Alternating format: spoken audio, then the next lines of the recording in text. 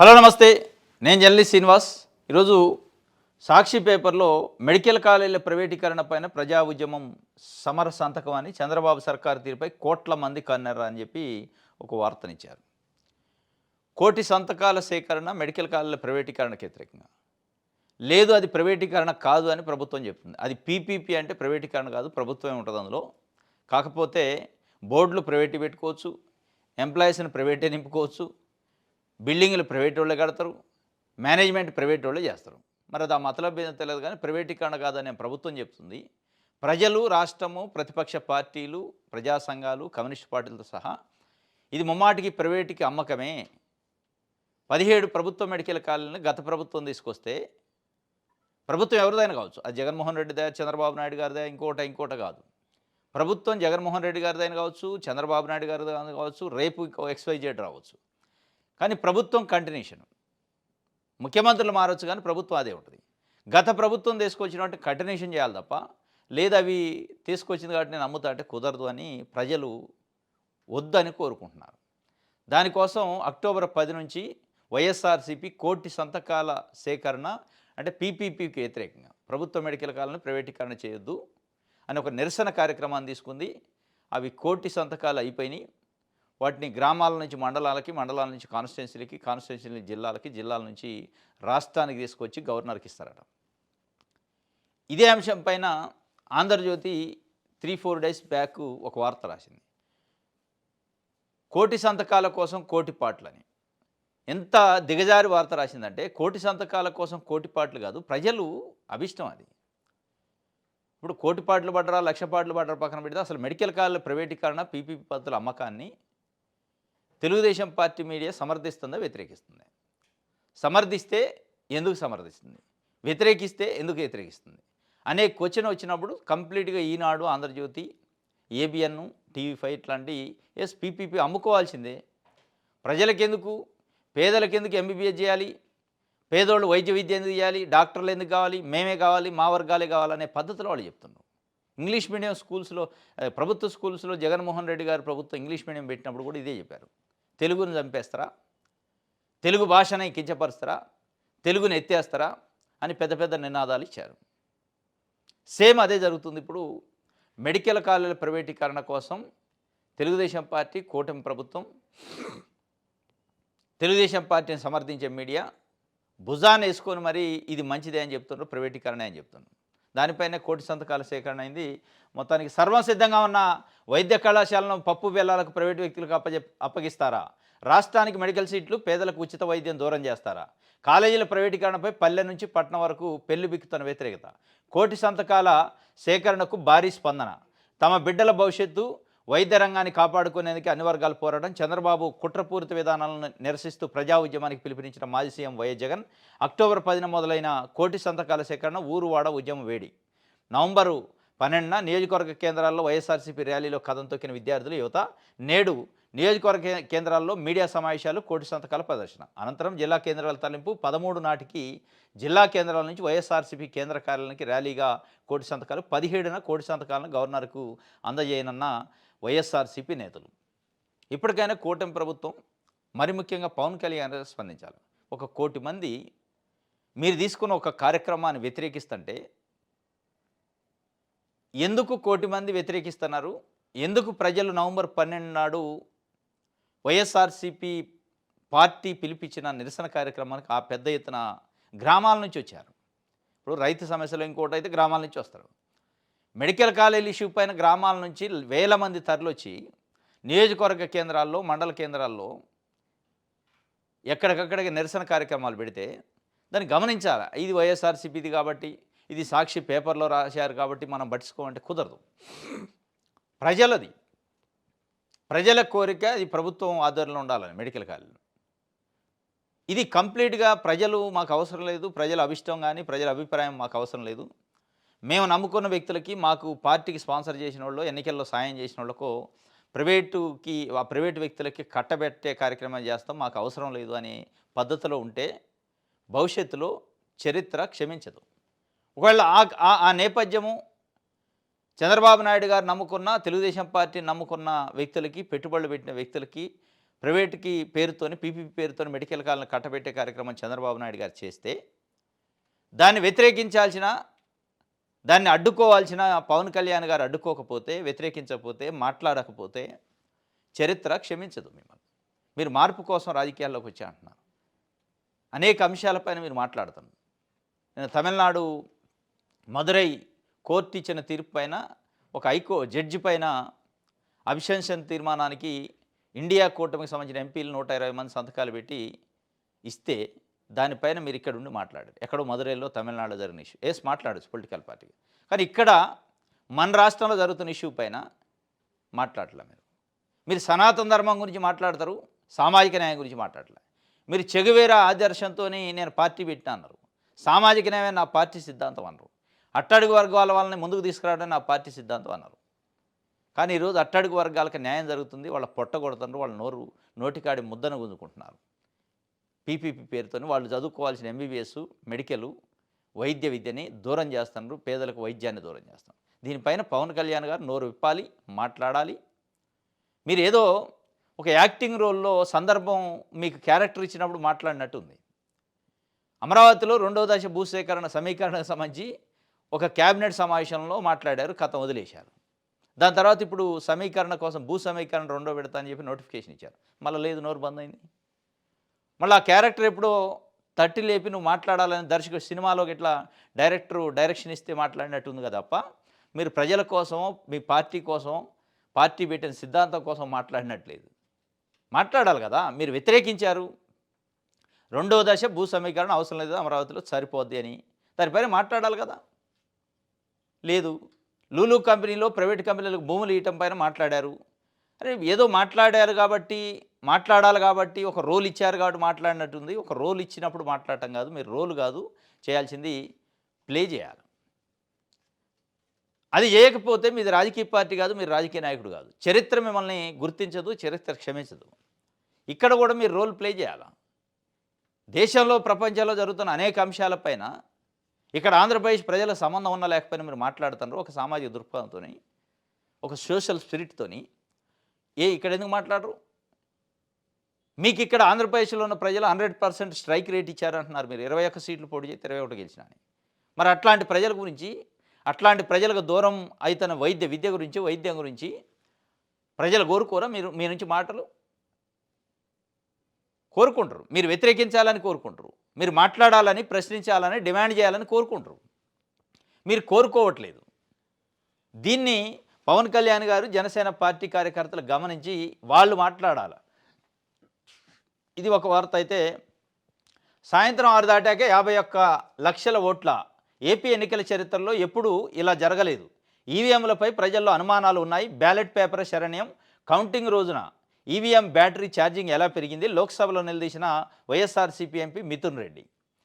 ఇప్పటికే ఈవీఎంల పైన పెద్ద ఎత్తున అనుమానాలని, మొత్తం దేశవ్యాప్తంగా జరుగుతున్న ఎన్నికలు, ఢిల్లీ కావచ్చు, బీహార్ కావచ్చు, యూపీ కావచ్చు, మహారాష్ట్రలో జరిగిన ఎన్నికలు కావచ్చు, వీటన్నిటిపైన ఈ మధ్యకాలంలో 2024 పార్లమెంట్ ఎన్నికలపైన, 2024 జరిగిన, మరి ముఖ్యంగా ఆంధ్రప్రదేశ్లో జరిగిన ఎన్నికలపైన పెద్ద ఎత్తున అనుమానాలు ఉన్నాయి. 12% ఓటు తేడా ఉంది. పోలింగ్ రోజుకి, కౌంటింగ్ రోజుకి 12% ఓటింగ్ శాతం పెరిగింది. బ్యాటరీ ఛార్జింగు, ఈవీఎంల ఛార్జింగు పోలింగ్ రోజు ఉన్న ఛార్జింగ్ కంటే పెరిగింది. ఎట్లా పెరిగింది? ఈవీఎంలు కదిలించరు, సీల్ చేసి ఉంటాయి, ఛార్జింగ్ పెట్టరు. ఏ విధంగా పెరిగిద్ది? దానికి లాజిక్ ఏంది, టెక్నికాలిటీ ఏంటంటే ఏం లేదు. దీనికి సంబంధించి పెద్ద ఎత్తున అనుమానాలు వస్తున్నాయి ఎలక్షన్ కమిషన్ పైన, ఎన్నికల నిర్వహణ పైన. ఎన్నికల్లో పోటీ చేసిన అభ్యర్థులు వీవీప్యాట్లు అడిగితే తగలబెట్టినట్టు, లేదా మాక్ పోలింగు జరిపిన మిషన్లు అవి తీసుకురండి అంటే వేరే వాటిని తెచ్చి, పోలింగ్లో వాడిన ఈవీఎం మిషన్లు కాకుండా వేరే ఏదో తెచ్చి మాక్ డ్రిల్ చేపిస్తారు. వీటన్నిటిపైన అనుమానాలు వస్తున్నాయి. ఇవి కాక ఛార్జింగ్ పెరిగింది ఏంటంటే సమాధానం ఉండదు.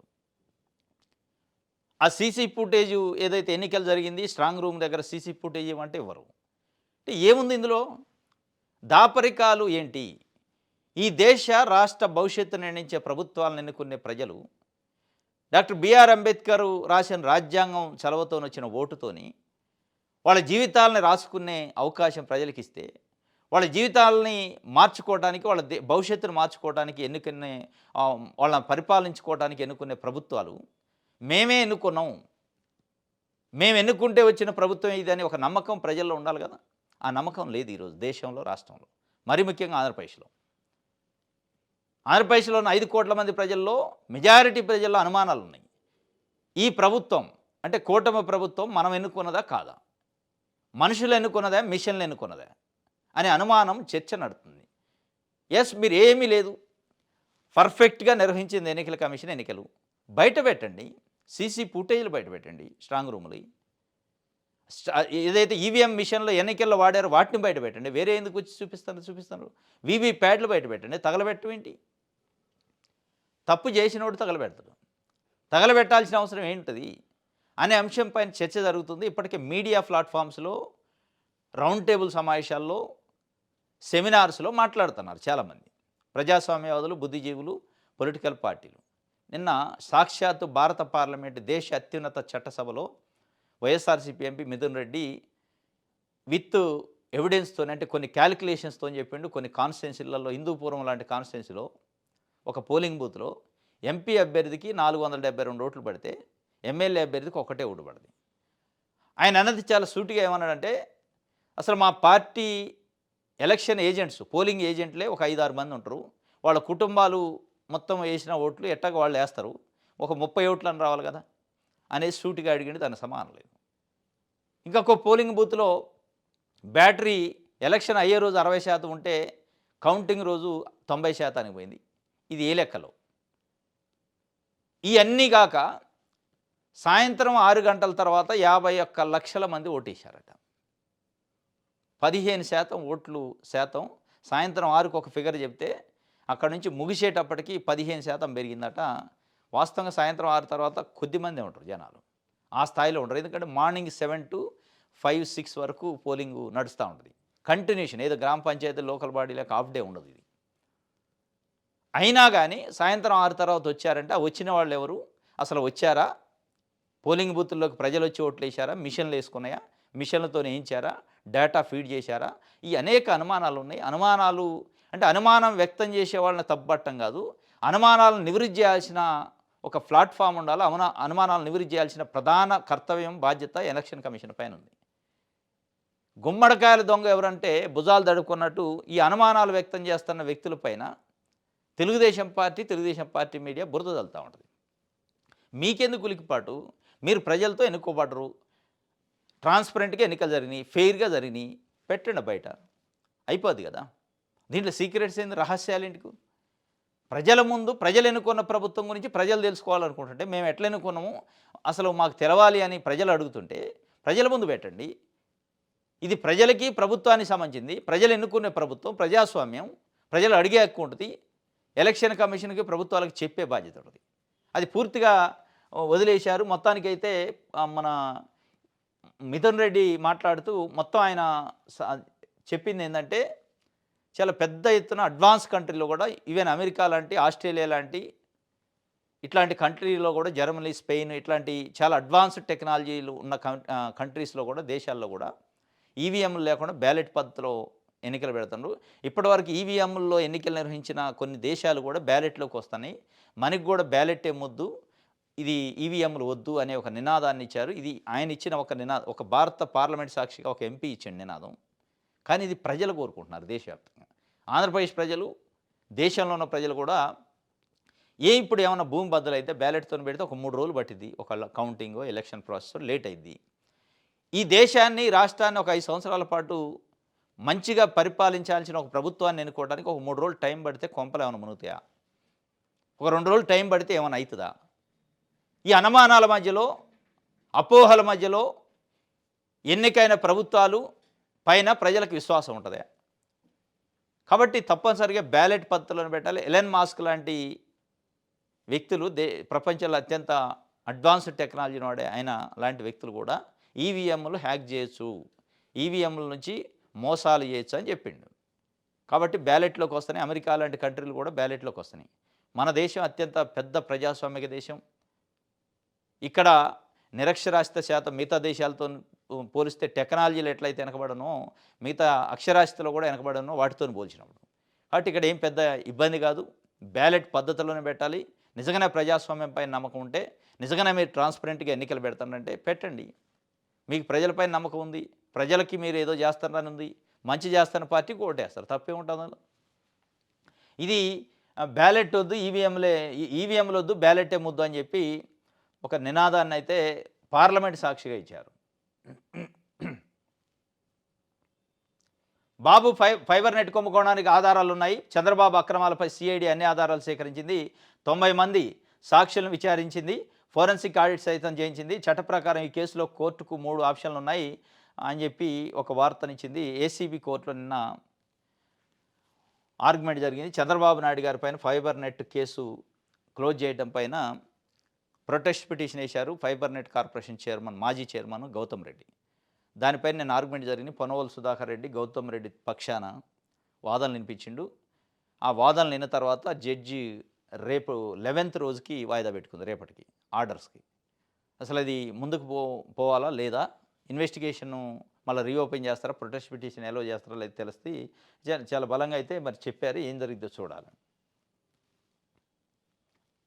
రైట్, ఇది ఒక వార్త అయితే. ప్రజలను మోసం చేయడానికే బాబు అంకెల గారడి వైఎస్ఆర్సీపీ అధ్యక్షుడు మాజీ సీఎం వైఎస్ జగన్మోహన్ రెడ్డి ధ్వజం. 2025-26లో తొలి 6 నెలలకు సంబంధించి చంద్రబాబు విడుదల చేసిన జీఎస్డీపీ ముందస్తు అంచనాలు తప్పులు తడక రాష్ట్ర జీఎస్డీపీ సిఏజీఆర్ 10.40% ఉన్నట్లయితే రాష్ట్ర సొంత పనుల ఆదాయం ఆ స్థాయిలో ఎందుకు పెరగలేదు? కేవలం 2.58% ఎందుకు పరిమితమైంది? కేంద్ర ఆదాయాలు జీడీపీ పెరుగుదల సమానంగా ఉన్నాయి. నువ్వు సీఎంగా ఉన్న 2014-19 మధ్య దేశ జీడీపీలో రాష్ట్ర వాటా 4.45% ఉంటే, అదే మా ప్రభుత్వం ఉన్నప్పుడు 4.78% ఉందని అన్ని క్యాలిక్యులేషన్స్ లెక్కలు నేను మన చంద్రబాబు నాయుడు గారు పవర్ పాయింట్ ప్రజెంటేషన్ చేసిండు. పవర్ పాయింట్ ప్రజెంటేషన్ చేసి ఆయన ఎలివేషన్ ఆయన ఇచ్చుకోండు, వీరి ఎలివేషన్ వీరు ఇచ్చుకుంటున్నారు. లేదు నేనున్నప్పుడే చాలా అద్భుతంగా ఉందని జగన్మోహన్ రెడ్డి చెప్తారు. లేదు నేను ఉన్నప్పుడే అద్భుతంగా ఉందని ఆయన చంద్రబాబు నాయుడు గారు పవర్ పాయింట్ ప్రజెంటేషన్ పెట్టి లెక్కలు చెప్తారు. గత ప్రభుత్వంలో మొత్తం 7 లక్షల కోట్లు నష్టం జరిగింది నిర్లక్ష్యం వల్ల అని ఆయన చెప్తారు. లేదు మన ప్రభుత్వం ఉన్నప్పుడే బాగుందని, వీరు మా ప్రభుత్వం ఉన్నప్పుడు బాగుందని చెప్తూ ఉంటారు. వీరు చెప్పినా వారు చెప్పినా, నాయకులు ఎవరు చెప్పినా ఈ జిఎస్డిపిలు జీడిపిలు తలసరి ఆదాయాలతోని ప్రజలను మోసం చేయమాకండి. ప్రజలకు అర్థం కాని అంకెలు చెప్పి అంకెల గారడి అన్ని పార్టీలు చేస్తాయి. వైఎస్ఆర్సీపీ కావచ్చు, తెలుగుదేశం పార్టీ కావచ్చు. అసలు మీరు చెబుతున్న జిఎస్డిపి తలసరి ఆదాయం క్యాలిక్యులేషన్ ప్రజలకి ఏం సంబంధం, ఏమొస్తుంది ప్రజలకి? మీ లెక్కలకి మీ ఉద్ధరింపులకు చెప్పుకోవడానికి పనికొద్దు తప్ప, మీ మీ మీ పంతానాన్ని బయట ఏదో చెప్పుకోవడానికి ఎలివేషన్స్కి తప్ప ప్రజలకి ఏమొస్తుంది? 1000 కోట్లున్న ఒక సంపన్నుడిని, ₹1,00,000 లేని కూడా ఒక వ్యక్తిని, ఇద్దరిని కలిపి, ఇద్దరు ఆస్తి కలిపి 1000 కోట్లని ఈ లక్షని కలిపి ఇక డివైడెడ్ బై 2 వేసి ఇద్దరికి తలసరి ఆదాయం ఎంత వచ్చిందంటే ఏమైనా ఉందా? అర్థం ఉందా, పర్థం ఉందా? ఈ తలసరి ఆదాయంలో జిఎస్డిపిలలో ఈ లెక్కలలో అర్థం పర్థం లేని లెక్కలు ఇవి. 1000 కోట్లు ఉన్న వ్యక్తి ప్లస్ ఒక 1,00,000 కోట్లు లేదా ₹1,00,000 ఉన్న వ్యక్తిని, ఇద్దరి ఆస్తిని ఒక దగ్గర కూడిక కాగితం మీద వేసి యాడ్ చేసి బై 2, ఇద్దరు మనుషులు ఉన్నారు కాబట్టి బై 2 అని వేస్తారు. వేసి తలసరి ఆదాయం ఒక్కొక్కరికి 500 కోట్లు ఉందంటాడు. ఉంటుందా? ఈ ₹1,00,000 ఉన్న ఆయనకి ఎప్పుడు రావాలి తలసరి ఆదాయం 500 కోట్లు? నీ ఆస్తి నీకు 1000 కోట్లు అక్కడనే ఉండే, ఈయన ఆస్తి 1,00,000 ఉండే. వీళ్ళిద్దరిని డివైడ్ చేసి షేర్ చేసినట్టు కాగితాల మీద షేర్ చేయటం కాదు, ప్రాక్టికాలిటీలో షేర్ చేయాలి జిఎస్డిపి కానీ తలసరి ఆదాయం. అది లేదు ఇక్కడ. మన దేశ దౌర్భాగ్యం ఏంటంటే పేపర్ల మీద షేర్ చేస్తారు. ఇది సంపదని, ప్రజలందరికీ సంపదని షేర్ చేసినట్టు ఉంటుంది. ఈ రాష్ట్రంలోని 5 కోట్ల మందికి షేర్ చేసినట్టు ఉంటుంది. కానీ ఎవడాస్తే వాడి దగ్గర ఉంటుంది. చంద్రబాబు నాయుడు గారు సంపన్న ముఖ్యమంత్రి అవుతారు, లోకేష్ గారు సంపన్న ఎమ్మెల్యే అవుతారు, బాలకృష్ణ గారు సంపన్న ఎమ్మెల్యే అవుతారు, జగన్మోహన్ రెడ్డి గారు సంపన్న ఎమ్మెల్యే అవుతారు. వీళ్ళ ఆస్తులు వీళ్ళ దగ్గర ఉంటాయి. మిగతా రెక్కాడితే డొక్కాడిన ప్రజల తలకాయలను కూడా లెక్కేసి డివైడెడ్ బై చేసి వాళ్ళ ఆస్తులతోని మొత్తం యాడ్ చేసి ఇగో చూసిన జిఎస్డిపి అంటారు. ఎవరికి వస్తుంది, ఎవరికి కడుపు నిండింది? ఇవన్నీ వస్తుంది ఈ గారడి. రైట్, ఆంధ్రజ్యోతి చూద్దాం. నెలలో ఫ్రీ హోల్డ్ అట, ఆ భూములకు పరిష్కారం చూపాల్సిందే అని సీఎం గారు చెప్తున్నారు. ఇప్పటికే చాలా ఆలస్యం చేశారు, ఇక ఎదురు చూసే పరిస్థితి లేదు, ఇంకా ఎంత సమయం నాంచుతారు? రెవెన్యూపై సమీక్షలో సీఎం అసహనం, సాయి ప్రసాద్కి ఫ్రీ హోల్డ్ బాధ్యత. ఇదే ఫ్రీ హోల్డ్ పైన వైఎస్ జగన్మోహన్ రెడ్డి ప్రభుత్వం ఉన్నప్పుడు చేస్తే పెద్ద ఎత్తున గాయి చేశారు తెలుగుదేశం పార్టీ మీడియా. ఆ ఫ్రీ హోల్డ్ పైన ఇప్పుడు 18 నెలలు అయింది ప్రభుత్వం వచ్చి, ఎదురు చూస్తారు 1000 కాళ్ళతో ప్రజలు. నిన్న గుర్తొచ్చింది చంద్రబాబు నాయుడు గారికి, రెవెన్యూ సమీక్ష చేస్తే అది కూడా. ఇప్పుడు వాళ్ళకి గ్రీవెన్స్ ప్రజా దర్బార్ అని తెలుగుదేశం పార్టీ ఆఫీసులో పెడితే కొన్ని వందల అప్లికేషన్లు రోజు ఇవే వస్తున్నాయి. భూముల సమస్యలే, రెవెన్యూ సమస్యలే. ఇప్పటికి కానీ గుర్తొచ్చింది. అంటే మీకు అమరావతి రైతుల సమస్యలు 18 నెలల తర్వాత గుర్తొస్తాయి. గ్రామాల్లో ఉన్న రైతుల సమస్యలు 18 నెలల తర్వాత గుర్తొస్తాయి. అది గుర్తు చేస్తే, మరి గుర్తు చేసిన రోజు, మీరు గుర్తొచ్చిన రోజు ఏమన్నా స్పీడ్గా ఉంటుందంటే హడావుడిగా స్ట్రిక్ట్గా ఆర్డర్లు ఇచ్చినట్టు ఉంటుంది. ఇది పని కాదు మరి. ఇది ఫ్రీ హోల్డ్ పైన 1 మంత్లోనే అయిపోవాలి. ఇప్పటికే ఆలస్యం అయిందట. ఎందుకయింది? రైట్.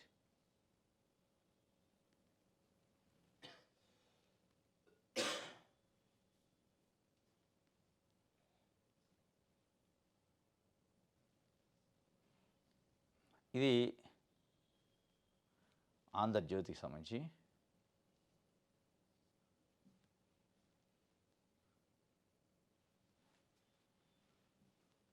ఈనాడు చూద్దాం.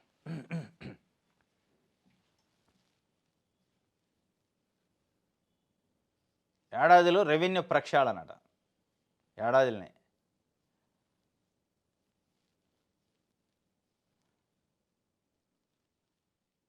అమరావతిలో క్రియేటివ్ ల్యాండ్ ప్రాజెక్ట్ అట.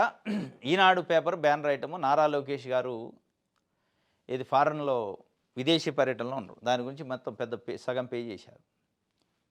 ఆయన కాలు మీద కాలేసుకొని కూర్చుంది, వాళ్ళతో మాట్లాడేది.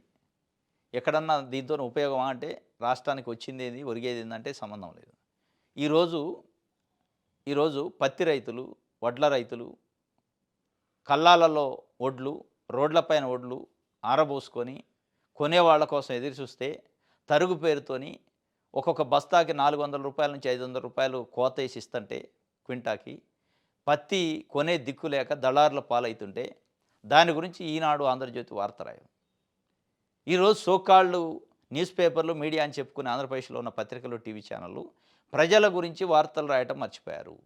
ప్రజల పక్షాన ప్రభుత్వాలను ప్రశ్నించడం, ప్రభుత్వాలను మేల్కొల్పటం, ప్రభుత్వాలను నిద్రలేపటం లేదు. ప్రభుత్వంలో ఉన్న అధినేతలను పొగట్టడం, భజన చేయటం, వాళ్ళ స్థాయికి మించి ప్రచారం చేస్తున్నారు. నారా లోకేష్ గారు ఫారెన్ పోయారు, క్యాబినెట్ మంత్రి, ముఖ్యమంత్రి కాదు. నిజంగానే ముఖ్యమంత్రి గారు పోయారంటే ఎలివేషన్ ఇస్తే తప్పులేదు, ఇవ్వండి. ఏమైనా లోపల పేజీలు రాసుకోవచ్చు. ప్రధానమైన పేపర్లో ముఖ్యమైన పేజీలో ఫ్రంట్ పేజీలు వేసి ప్రజల్ని ఏం చెప్తారో మీరు సందేశం ఏం చెప్తున్నారంటే, అమరావతిలో క్రియేటివ్ ల్యాండ్ ప్రాజెక్ట్ ఉంది. అమరావతిలో ఏర్పాటు చేయన క్రియేటివ్ ల్యాండ్ ప్రాజెక్ట్ గురించి మంత్రి లోకేష్కి వివరిస్తున్న క్రియేటివ్ ల్యాండ్ ఆసియా ప్రతినిధి 2 నెలల్లో పనులు ప్రారంభించేందుకు అంగీకారం తెలిపారట.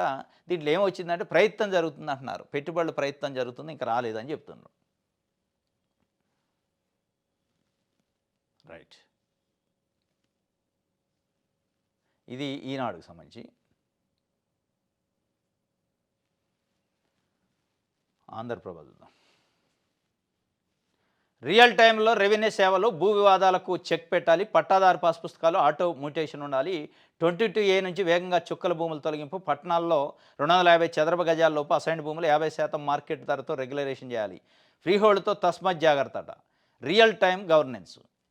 రియల్ టైం గవర్నెన్స్ అంటే 18 నెలల తర్వాత గుర్తొస్తేనా? అది రియల్ టైం కాదు. ఇప్పుడు అమరావతి రైతులు 5 సంవత్సరాల పాటు ఉద్యమం చేస్తే ఆ ఉద్యమానికి మీరు మద్దతు ఇచ్చి నేను వస్తే అమరావతి వస్తుందని అంటే ప్రజలు, అక్కడ ఉన్న రైతులు కూడా తెలుగుదేశం పార్టీ, చంద్రబాబు నాయుడు గారు ముఖ్యమంత్రి అయితే అమరావతికి సేఫ్ అనుకున్నారు. అమరావతిలో ఉన్న అన్ని రైతుల సమస్యలు అన్నీ పోతాయి అనుకున్నారు. మీరు అధికారంలోకి వచ్చి 18 నెలలు అయినా మరి ఆ రియల్ టైం అక్కడేందుకు గుర్తురాలే? అక్కడ రియల్ టైం వచ్చి మనం అమరావతి రైతుల కోసం పోరాటం చేసినాం, వాళ్ళకి హామీ ఇచ్చినాం, వాళ్ళ దగ్గరికి వెళ్దాం లేదా వాళ్ళని పిలిపించుకుందాం అనే సోయి ధ్యాస ఎందుకు లేదు? రియల్ టైం అంటే 18 నెలలు గడిచిన తర్వాత ఇప్పుడు చెప్తున్న రియల్ టైం గురించి చంద్రబాబు నాయుడు గారు. ఇప్పటికైనా రియల్ అయితే అది రీలు అయితే చూడాలి మరి.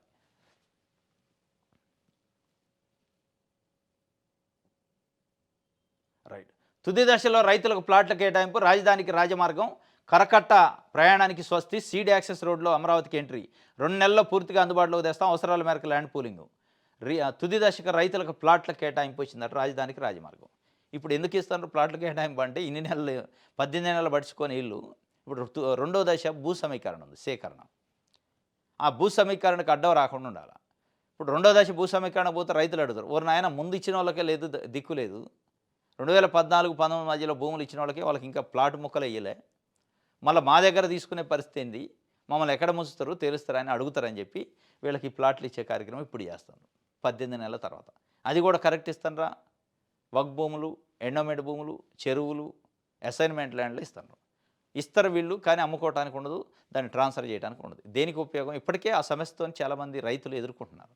అయినా కానీ వీళ్ళు ఆదరాబాదరగా రెండో దశ భూ సమీకరణకు అడ్డం రాకుండా ఉండటం కోసం ఇస్తున్నట్టు ఎలివేషన్ ఇస్తున్నారు తప్ప నిజంగా ఇచ్చే కార్యక్రమం అయితే ఎప్పుడూ ఇవ్వాలి.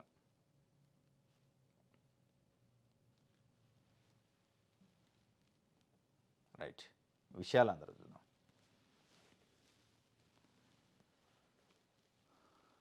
ఈసీ ముసుగులో ప్రజాస్వామ్యం కూని అవుతుంది. బీజేపీ హయాంలో ఎన్నికల కమిషన్ దుర్వినియోగం, మోదీ షెడ్యూల్కు అనుగుణంగానే ఎన్నికలు, ఓట్ల చోరీపై ఆధారాలు ఇచ్చినా కానీ స్పందన కారు, ఆర్ఎస్ఎస్ గుప్పెట్లో దేశ వ్యవస్థలు, లోక్సభలో నిప్పులు జరిగిన రాహుల్ గాంధీ. ఆయన నిప్పులు జరుగుతారు కానీ వాళ్ళు ఉత్తర నీళ్ళు జల్లి చల్లారుస్తున్నారు ఆ నిప్పుల్ని. వాస్తవంగా రాహుల్ గాంధీ, కాంగ్రెస్ పార్టీ, ప్రతిపక్ష పార్టీలు మొత్తుకుంటున్నాయి. ఎన్నికల నిర్వహణపైన అనుమానాలు ఉన్నాయి, ఎన్నికల వ్యవస్థపైన అనుమానాలు ఉన్నాయి, ఎన్నికల కమిషన్ పైన అసలు వాళ్ళు వ్యవహరించే తీరుపైన అనుమానాలైనా పెద్ద ఎత్తున మొత్తుకుంటున్నారు. నిజంగానే ప్రజాస్వామ్య దేశం, ప్రజలు పార్టీలు మొత్తుకుంటున్నాయి కాబట్టి, అడుగుతున్నాయి కాబట్టి మనం క్లారిటీ ఇవ్వాల్సిన అవసరం ఉందని చెప్పి సోయి ఎలక్షన్ కమిషన్ లేదు. రాహుల్ గాంధీ లాంటి లోక్సభలో ప్రతిపక్ష నాయకుడు అడిగితే రివర్స్ కౌంటర్ ప్రెస్ మీట్లు పెట్టింది ఎలక్షన్ కమిషన్. దమ్ముంటే సవాల్, దమ్ముంటే నిరూపించు అని చెప్పి, లేకపోతే అఫిడవిట్లు ఇవ్వని చెప్పి. ఆయన దమ్ము ఏముండదు అందులో. మీరు నిర్వహించిన ఎన్నికలకు సంబంధించి ట్రాన్స్పరెన్సీ ఏందో ప్రజల ముందు పెట్టండి, ఒక రాహుల్ గాంధీ ముందు కాదు. ఈ 140 కోట్ల మంది ప్రజల ముందు, భారతదేశ ప్రజల ముందు పెడితే అప్పుడు మీరు నిజంగానే కరెక్ట్ చేస్తున్నట్టు, లేదంటే ఇంకేదో కథ ఉన్నట్టు లోపల. రైట్, ఇది ఒక వార్త. విషయాలందరికి సంబంధించి ప్రజాశక్తి చూద్దాం.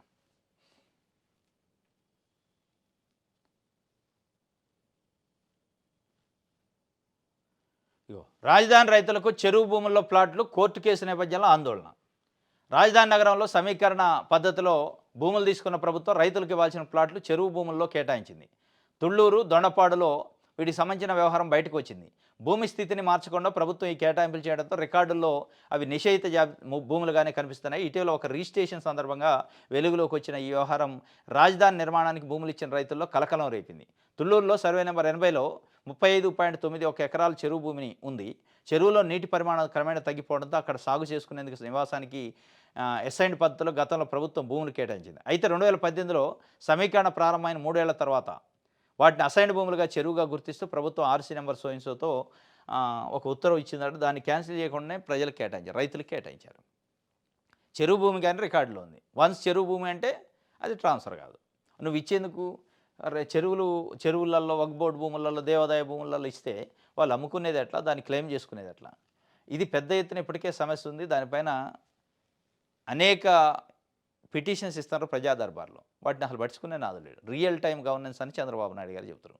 లోకేష్ గారు ఏం చెప్తారంటే 4 గంటలలో 4000 దరఖాస్తులు, పిటిషన్స్ తీసుకుంటూ ప్రజా దర్బార్లో. ఏవి మరి సమస్యల పరిష్కారం ఇది? ఎక్కడుంది రియల్ టైం? మాటలకే ఉంది కానీ మాటల కోటలు దాటుతున్నాయి, చేతలు గడప దాటట్లే. రైట్, ఇది సూర్య పేపర్ చూద్దాం.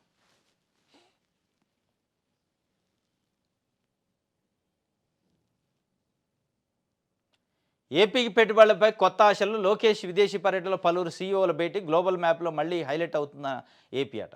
కొత్త ఆశలే ఉన్నాయి కానీ అమలు లేదు. ఆశలు ఏముంటుంది, ఆశ పెట్టుకుంటారు, కలలు కంటారు, ఆ కళలు అమలు కావాలి కదా. ఇప్పుడు విదేశీ పర్యటన పోయారు, ఆడేదో జరుగుతుందని వీళ్ళ ఎలివేషను. ఏం జరుగుతుందంటే చివరికి ఏముండదు అక్కడ. దావోస్ కూడా పోయారు ఇట్లే. మళ్ళీ నెక్స్ట్ జనవరిలో వెళ్తారు. నెక్స్ట్ మంత్ 19 నుంచి 24 వరకు ఏమో చంద్రబాబు నాయుడు గారు, లోకేష్ గారు, టీజీ భరత్ గారు, ఇంకా కొంతమంది ఐఏఎస్ ఆఫీసర్లు ఒక టీమ్గా వెళ్తారు. ప్రభుత్వం డబ్బులు పెట్టి ప్రభుత్వం ఖర్చుతోనే వెళ్తారు. లాస్ట్ ఇయర్ వెళ్ళారు, ₹1 రాలే, విమానం ఛార్జీలు దండగైనాయి. ఇది మళ్ళీ ఇప్పుడు లోకేష్ గారు వెళ్ళారు, ఇక అక్కడ రకరకాల ఫోటోలు వేసి మీడియాలో ఫుల్ ఎలివేషను. మొన్న ఈ ఎలివేషన్ ఇస్తుంటేనే రిపబ్లిక్ టీవీలో మొత్తం గాయి అయింది తెలుగుదేశం పార్టీ పరిస్థితి. దీపక్ రెడ్డి అని తెలుగుదేశం పార్టీ స్పోక్స్ పర్సన్ అనుకుంటా ఆయన. ఆయన ఈ ఏవియేషన్‌కి సంబంధించి ఇండిగో విమానాలకు సంబంధించి సమస్య ఏం చేస్తుంది ఎన్డీఏ కూటమి అంటే, లేదు లేదు నారా లోకేష్ గారు కంట్రోల్ రూమ్ పెట్టి మొత్తం మానిటర్ చేస్తారంటే లోకేష్ ఎవరు అని అడిగిండు ఆయన. లోకేష్‌కి ఏవియేషన్ డిపార్ట్మెంట్‌కి కేంద్ర ప్రభుత్వానికి సంబంధం ఏంటి? మా పార్టీ నాయకుడు కంట్రోల్ చేస్తారు. పార్టీ నాయకుడికి ఏవియేషన్ డిపార్ట్మెంట్‌కి సంబంధం ఏంటి? లోకేష్ స్థానం ఏంటి అసలు? అని అడిగిండు. ఆయన కనీసం అవగాహన కూడా లేకుండా మరి లోకేష్ గారు ఆయన మాట్లాడినప్పుడు ఫారిన్ కంట్రీలో ఉండు. మరి ఎక్కడ కంట్రోల్ రూమ్ పెట్టిండో, ఎక్కడ మానిటర్ చేస్తున్నారో తెలవదు. అది పెద్ద ఎత్తున ఆగమాగం అయిపోయింది. అడువడుగు అయిపోయి మొత్తానికి సారీ చెప్పాల్సిన పరిస్థితి కూడా వచ్చింది. ఇది సూర్యాకు సంబంధించి. ఇది ఈరోజు న్యూస్ అనాలిసిస్. రేపు తాజా వార్తలతో తిరిగి కలుసుకుందాం. Thank you.